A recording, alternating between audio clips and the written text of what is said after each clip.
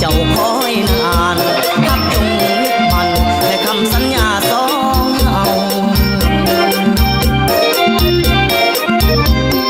นานจนเป็นปีคนดีจงคอยอ้ายก่อนมีไผมาอ่อนงามงอนอย่าได้หูเบาผูกสายหักแน่นอย่าเปลี่ยนไปเด้อสาว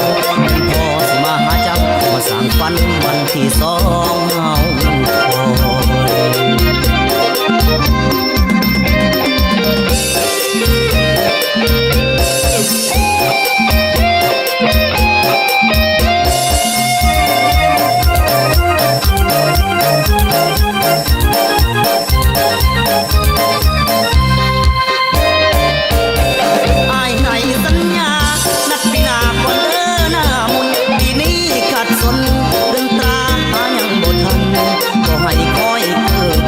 ให้เจ้าคอยนาน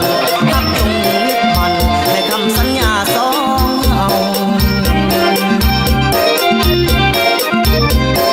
นานจนเป็นปีคนดีจงคอยอ้ายก่อนมีไผมาอ่อนงามงอนอย่าได้หูเบาผูกสายหักแน่น